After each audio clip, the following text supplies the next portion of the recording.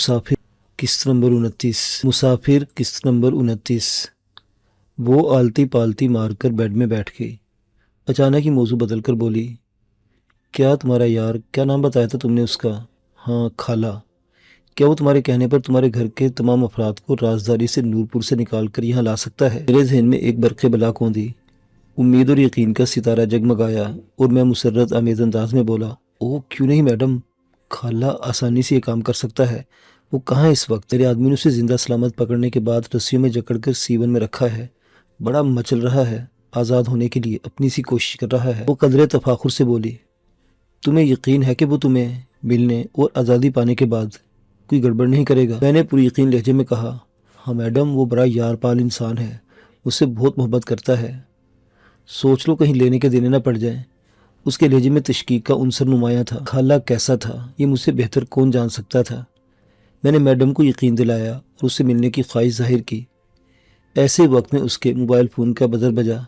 اس نے call receive کی۔ چونکہ کمرہ ساؤنڈ پروف تھا، کوئی شور نہیں تھا، اس لیے اسپیکر سے پھوٹنے والی نحیف سی آواز بھی سن سکتا تھا۔ دوسری طرف میرو شاہ تھا جو میڈم سے کہہ رہا تھا، میڈم ماڑا پیر حیدر خان کی دم پہ جا پڑا ہے، اپنے بال نوچے ہے اور چیخ چیخ کر آسمان سر پر اٹھاوے ہے۔ اولا ماڑے کو یقین دلاوے ہے کہ اس کے پنجرے میں پروین نام کی کوئی چڑیا نظر نہ آوے ہے۔ میڈم نے قدرے سخت انداز اختیار کیا، بولی، سیدھی سیدھی بات کرو، کیا پہلیاں بجھوا رہے ہو میرو شاہ؟ اس کے کانوں پہ جیسے جو تک نہیں رینگی تھی۔ بولا، ماڑے کو بولنے تو دیوے ہے ملکہ رانی، کہ کھا جاوے دنیا کی بھی میرو شاہ۔ ماڑے کو پتا ہے کہ ماڑی میڈم اس وقت C2 کے پنجرے میں قید ہوئے ہے، اڑنے کو پرتولے ہے۔ ٹھیک ہے، اپنی زبان کاٹ کر ہتھیلی پر رکھ لے ہوئے میرو شاہ، اب پوچھ لے ماڑے سے جو پوچھنا مانگے ہے۔ اچھا بھائی بتاؤ کیا بات چیت ہوئی؟ میڈم نے ہار مانتے ہوئے زریلا مسکراتے ہوئے کہا، ماڑے کو چکر دے گیا حرامزادہ۔ میرو شاہ نے بفر کر کہا، ماڑے کو جگاڑی لاوے کہ ایسی کوئی لڑکی نہ ہوئے اس کے پاس۔ پھر کیا؟ ماڑے نے صاف صاف بات کہہ دے ہوئے تھا کہ نہیں تو پیدا کرے، لڑکی پیدا نہ ہوئے تو سمجھے کہ اس کی پلی پوسی بیٹی خون میں نہاجاوت ہے۔ میرو شاہ کے لہجے میں غیظ کی کٹیلی لہر چھپی ہوئی تھی۔ کہہ رہا تھا، میڈم او ماڑی ملکہ رانی، وہ ماڑے سے پوچھے ہے کہ تیرے کو اس چھوگر سے کیا غرض ہوئے، ماڑے کو چکر دیوے، پر اب ماڑے کو چکر میں آ جاوے ہے۔ ماڑے نے سمجھا دیوت کہ بڑی پارٹی لگی ہوئے، تگڑی رقم کا معاملہ ہوئے۔ گڈ۔ میڈم کے لبوں سے تحسین انگیز الفاظ نکلا۔ تھوڑے توقف سے بولی، تم اس وقت کہاں ہو؟ ماڑا ڈیرا ملتان میں ہوئے میڈم، حکم دیوے ہے۔ کیا بات ہوئے؟ کئی بات کھل کر ہو چکی ہے کہ اسما میرے پاس ہے۔ ہاں میڈم، وہ حرام زادہ گلیج گالیاں ماں بہن کو دیوے تھا، ماڑے سامنے ہوتا تو اس کا منہ توڑ دیوت، پر زور نہ چلا تھا۔ میڈم کے ہونٹ سکڑے، پیشانی پر برہمی کے مظاہر بل نمودار ہوئے، پھر پل بھر کے بعد غائب ہو گئے۔ بولی، تم کسی کو سردار حیدر خان کے ڈیرے پر بھیجو، اس کے بیڑے والے ٹھکانے کی ٹوہ لگاؤ، نقشہ بناؤ اور سیکورٹی کی تفصیلات اکٹھی کرو تاکہ ضرورت پڑنے پر اٹیک کر کے مال برآمد کرایا جا سکے۔ اگر گھی سیدھی انگلیوں سے نہیں نکلتا تو پھر انگلیاں ٹیڑھی کرنا ہوں گی۔ اور ہاں، وہ استاد ببلو کہاں غائب ہے؟ وہ بھوتنی کا بچہ ڈیش سالہ ڈیش ایک دم بولا ہوا پھرت ہے، اپنے لونڈوں لپاڑوں کی فوجیں لے کر شہر میں مارا مارا پھرت ہے، تمہیں تلاش کرت ہے۔ نورپور کی کوئی خبر؟ نہ میڈم، جاہد کو بھیجا ہوئے، وہ گنجا جاہد جو میڈم کے دیدار کو رووے تھا، تمہارا عاشق، پر ابھی تک واپس نہ آوے ہے۔ خبر مارے تک پہنچے تو میڈم تک پہنچے نا۔ میرو شاہ بڑی بے باکی سے میڈم سے بات چیت کرتا تھا۔ گنجے زاہد اور اس کی عاشقی کا حوالہ سن کر میڈم کے لبوں پر عجیب سی مسکراہٹ ابھری۔ اچھا ٹھیک ہے میرو شاہ، میڈم نے کہا، تم جو مناسب سمجھو کر گزرو، مجھے شہریار کی بہن زندہ سلامت چاہیے ہر قیمت پر۔ حیدر خان سے جنگ چھڑ گئی ہے، جانتی ہوں کہ یہ کئی خون پی جائے گی، بھلے پی جائے، شکست قبول نہیں ہوگی۔ اوکے؟ زندہ رہے میڈم، زندہ باد۔ ماڑے کو ہلا شری دیتی رہو، ماڑا کام شیر کے منہ سے نوالا کھینچنا ہوئے۔ اس نے اپنے مخصوص انداز میں نعرہ لگایا تو میڈم نے فرتے تمانے سے مسکرا کر کال منقطع کر دی۔ فون بیٹھ کے سری والے چوبی تختے پر رکھ دیا اور کھسک کر نیم دراز ہو گئی۔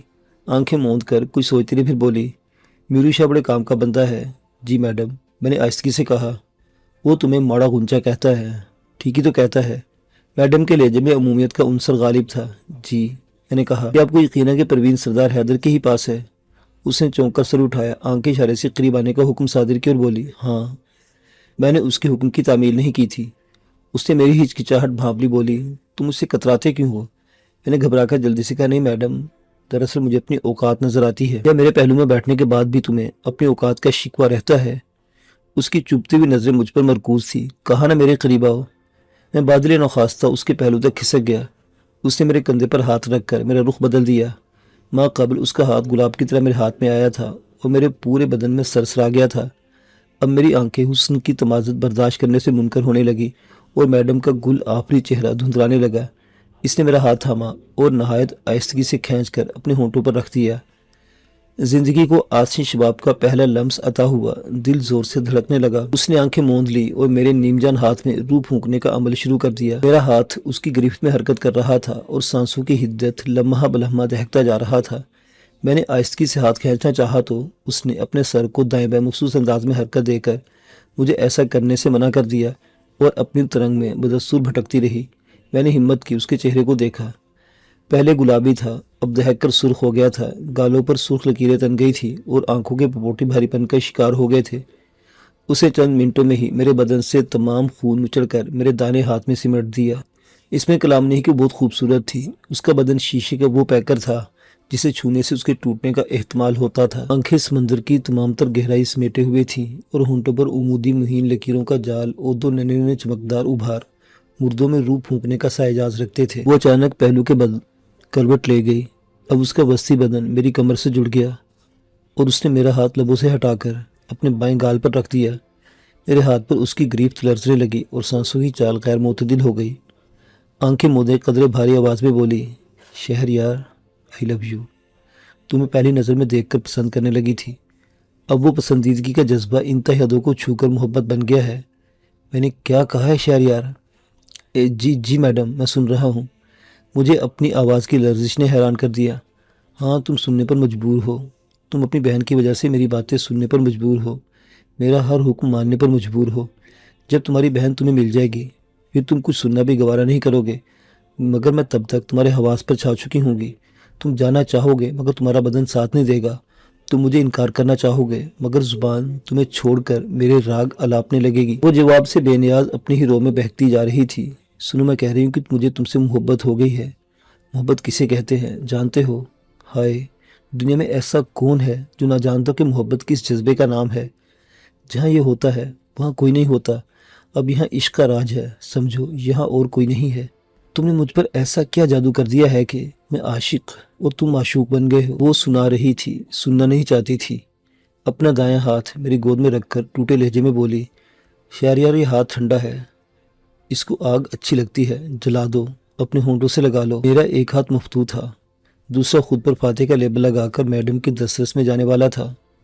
میں نے نہ چاہتے اس کا لرزتا ہوا ننھا سا گداز ہاتھ تھاما اور لبوں سے لگا دیا۔ ایسے ہی وقت میں میرے مقابل غزالہ آن کھڑی ہوئی، میرے سینے پر انگلی تان کر کراہی، بھائی شہر خان، تیری محبت دام تروڑ گئی نا۔ مجھے ایک جھٹکا سا لگا، آنکھیں جھپکائی، دیکھا وہ سامنے آ کر دھندلانے لگی تھی، پھر جیسے تصور کے پردے پر ابھری تھی ویسے ہی ایک ساتھ میں تحلیل ہونے لگی۔ میں نے سر جھٹکا اور میڈم کے ہاتھ کے ساتھ کھیلنے لگا۔ میں اس سے دور ہونا چاہتا تھا یا میں اس کے قرب کا خواہاں تھا؟ یہ سوال پہلی بن کر رہ گیا۔ گلاب کے پھولوں نے ہونٹوں کو لمس عطا کر کے ساری تاب اپنے اندر سمولی تھی۔ میں جن دنوں ملتان کے کالج میں پڑھا کرتا تھا، کئی لڑکیاں فریفتگی کی دیوار سے سر نکال کر مجھے اپنے پاس بلایا کرتی تھی، مگر میں انہیں نظر انداز کر کے کتاب کو سینے سے لگا لیتا تھا۔ عورت ذات کو شجر ممنوعہ سمجھ کر اپنے ہی جھونک میں آگے بڑھتا گیا۔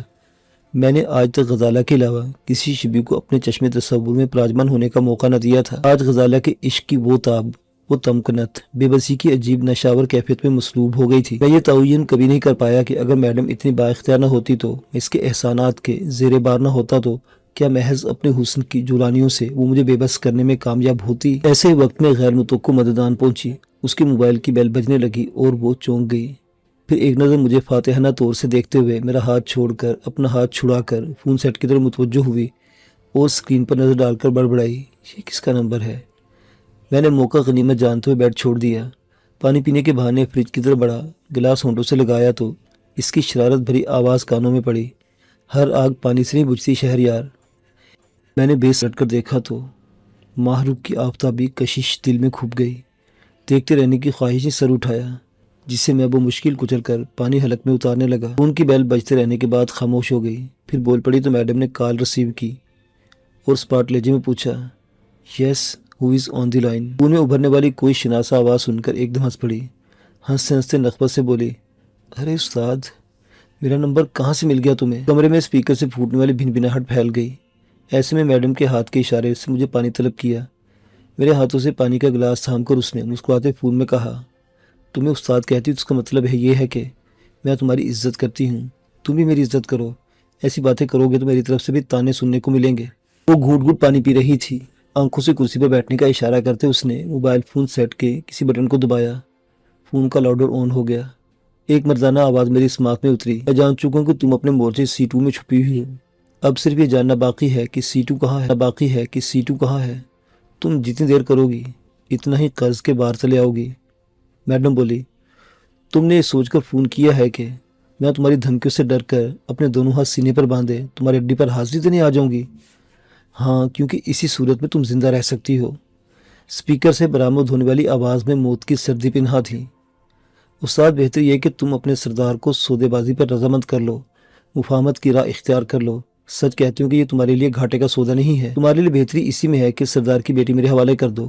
اونچا اڑنے کی کوشش میں پر کٹوا بیٹھو گی۔ میڈم نے میری طرف دیکھا، مسکرائی اور فون میں بولی، پہلی بات تو یہ ہے کہ میں اتنی کمزور نہیں ہوں کہ شکست تسلیم کر لوں۔ دوسری بات یہ ہے اگر ایسا موقع آیا تو مجھے اپنی جان جاتی محسوس ہوئی تو تمہاری سردار کی بیٹی کی بھی چھٹی کرا دوں گی۔ میری مطلوبہ لڑکی اتنی قیمتی نہیں جتنی تمہاری، اس لیے سوچ سمجھ کر بات کرو، ورنہ میں ڈیلنگ کی بساط سمیٹ دوں گی۔ جس پارٹی کو وہ لڑکی دینی ہے اسے خانزادی تھما کر اپنی جان چھڑا لوں گی۔ میڈم، اپنا بنا بنا ختم نہ کراؤ، سیدھی طرح۔ ٹھیک ہے استاد، جب ضرور سمجھوں گی تمہاری ہدایت پر عمل کر لوں گی۔ کچھ اور کہنا چاہتے ہو تو کہہ لو، میں بہت مصروف ہوں۔ استاد کی آواز مزید سرد ہو گئی۔ بولا، یعنی تم مرنا چاہتی ہو؟ ایک نہ ایک دن تو مرنا ہی ہے نا۔ میڈم کے لہجے سے جھلکتی لاپرواہی میرے لیے حیرت انگیز تھی۔ اگر تمہاری یادداشت کام کرتی تو سبق سیکھو اس دن سے جب تم طاقت کے گھمنڈ میری طرف آئے تھے۔ ہمارے گروپ آپس میں ٹکرائے تھے۔ کیا ہوا تھا؟ تمہاری ایک بیوقوفی نے تمہیں جان کے لالے میں ڈال دیا تھا۔ وقت ایک سا نہیں رہتا میڈم۔ تم نے سردار کی بیٹی پر سپاری لگا کر اچھا نہیں کیا۔ ہماری دنیا کا یہ اصول کبھی نہ رہا۔ ہم دوسروں پر ہاتھ اٹھاتے ہیں مگر ایک دوسرے کی عزت پر میلی نگاہ نہیں ڈالتے۔ اگر تمہارا کوئی گھر بار ہوتا تو تمہیں اب تک اس حماقت کی سزا مل چکی ہوتی۔ خیر، اب بھی تم کہاں تک چھپی رہ سکتی ہو؟ میڈم پر اس کی خنک آواز اور خطرناک دھمکیوں کا کوئی اثر نہیں ہوا۔ تمکنت سے بولی، میرو شاہ کے عذاب سے بچ جاؤ تو بہتر ہے استاد ببلو۔ وہ ایک حد تک تمہاری گستاخیاں برداشت کرے گا، پھر تمہارا جینا دو بھر کر دے گا۔ تم عقل مندی کا مظاہرہ کرتے ہوئے پروین نامی لڑکی کو میرے حوالے کر دو، اپنی اسما لے جاؤ۔ اپنے سردار کو سمجھا دو کہ پروین اپنے چہرے پر جتنے تھپڑ سجا کر آئے گی، اسما اتنی چیخیں اپنے پلو سے باندھ کر رخصت ہوگی۔ استاد ببلو بہت سنجیدہ آدمی تھا۔ وہ میڈم کو خطرناک دھمکیاں بھی کمال سنجیدگی سے اسپاٹ لہجے میں دے رہا تھا۔ میڈم کی بات سن کر اس نے کہا، اچھا تو پھر انتظار کرو، اور فون بند کر دیا۔ میڈم چند لمحے تک فون کی اسکرین کو گھورتی رہی، پھر میرو شاہ کو کال کر کے استاد ببلو سے ہونے والی بات چیت دہرانے لگی۔ میرو شاہ نے بتایا کہ کوٹھی میں موجود افراد بھی پوری طرح چوکس اور کوٹھی کے باہر اسپیشل فورس تعینات ہے جو استاد ببلو کے استقبال کے لیے پوری طرح ہتھیاروں سے لیس ہے۔ اس نے میڈم کو بے فکر رہنے کا مشورہ دیا اور فون بند کر دیا۔ 10-15 منٹ تک میڈم آنکھیں موندے ساکت پڑی رہی۔ میں کرسی میں بیٹھا ایک ٹک اس کے مہتاب چہرے کو دیکھتا اور سوچتا رہا کہ اتنی نازک اندام عورت کس طرح اتنے بڑے نیٹ ورک کو کامیابی سے چلا سکتی ہے۔ اس کے سر پر موت کی پرچھائیاں منڈلا رہی تھی مگر وہ دسمبر کی جھیل کے ٹھہرے ہوئے پانی کی خون کونے کی طرح پرسکون تھی۔ کوئی تلاطم، کوئی بھنور، کوئی شور، کچھ بھی تو نہیں تھا۔ یوں محسوس ہوتا جیسے اس کے نزدیک معمول کے حالات ہیں جو اپنی روایتی چال سے آگے کی طرف بڑھتے جا رہے ہیں۔ میں نے ابھی تک اسے چیختا چلاتا، روب جماتا یا جھنجھلاتا ہوا نہیں دیکھا تھا۔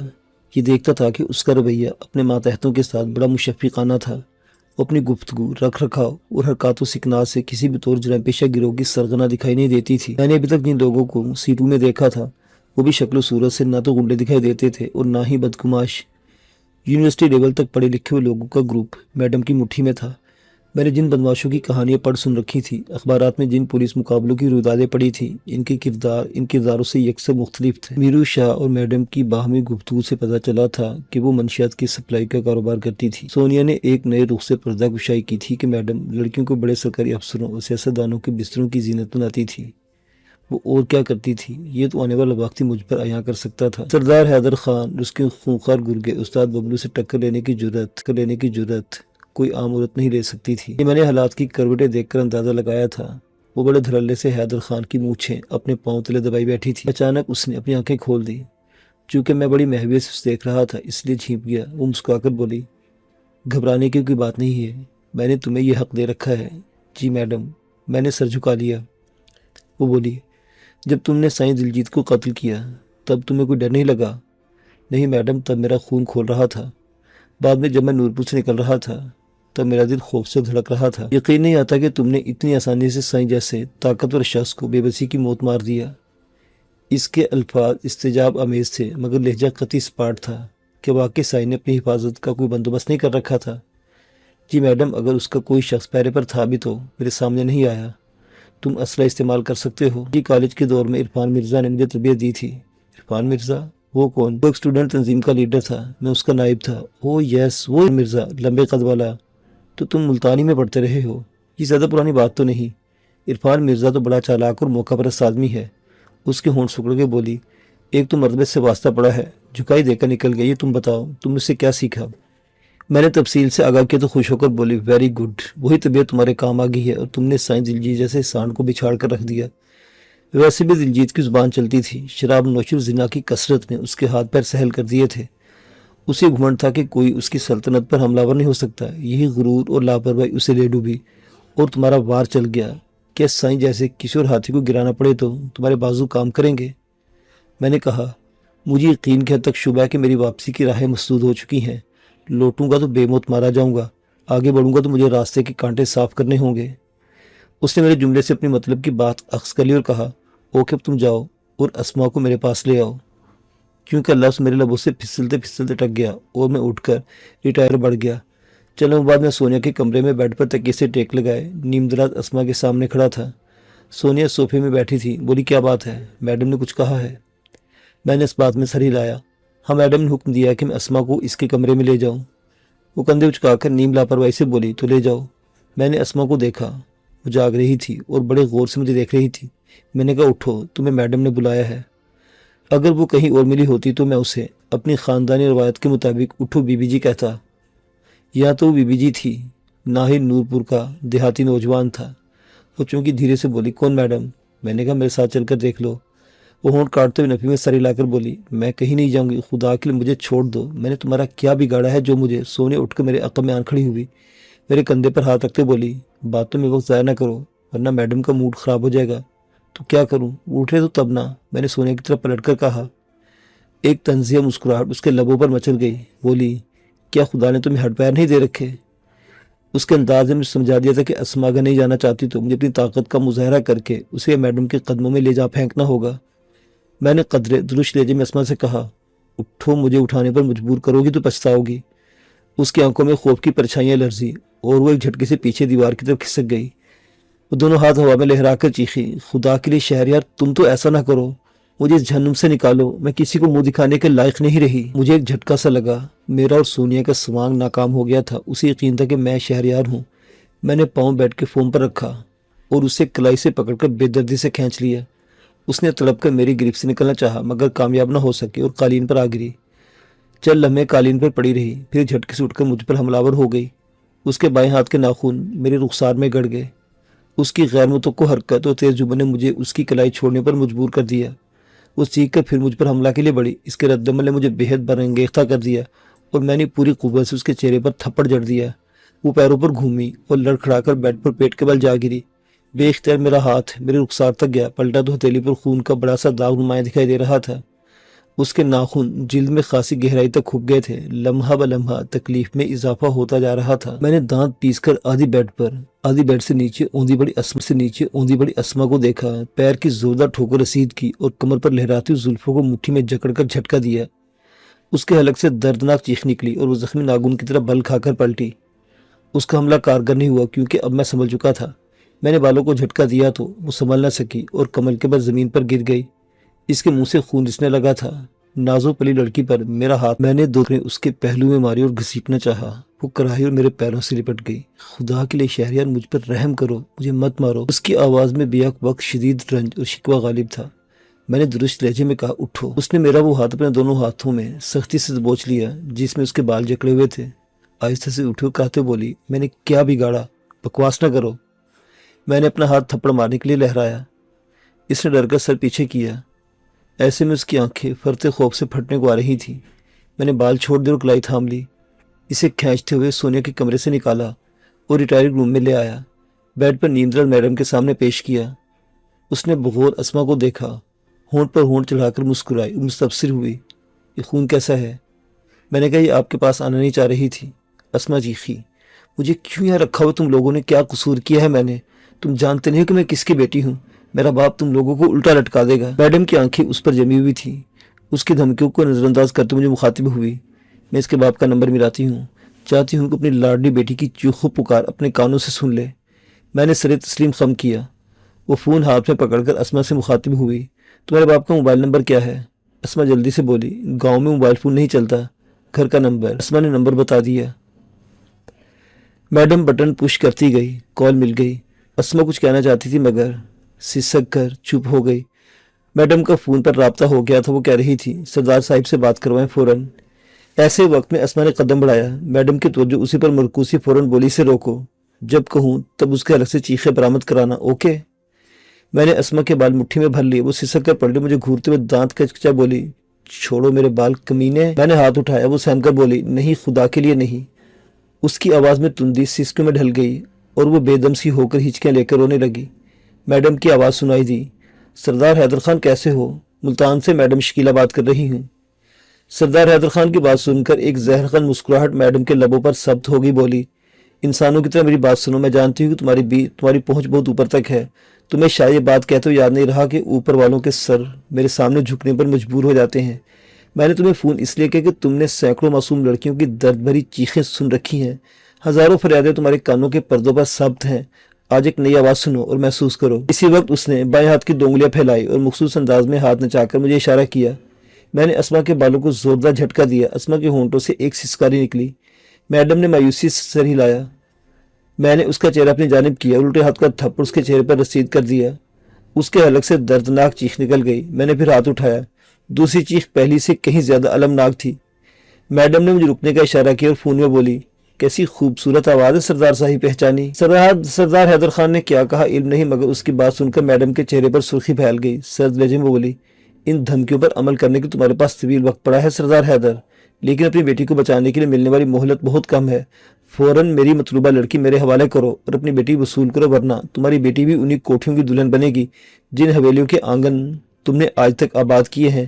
آج رات 12 بجے، اس کے بعد ہمارے درمیان کوئی سودے بازی نہیں ہوگی۔ جملہ مکمل ہوتے اس نے ہونٹ بھیج کر کال منقطع کر دی۔ کچھ سوچ کر فون پاور آف کر دیا۔ اسما کو مخاطب کرتے ہوئے بولی، خانزادی اب گیند تمہارے باپ کی کورٹ میں ہے، چاہے تو نمبر حاصل کر لے، چاہے تو فاؤل کھیل کر پوائنٹ گنوا لے۔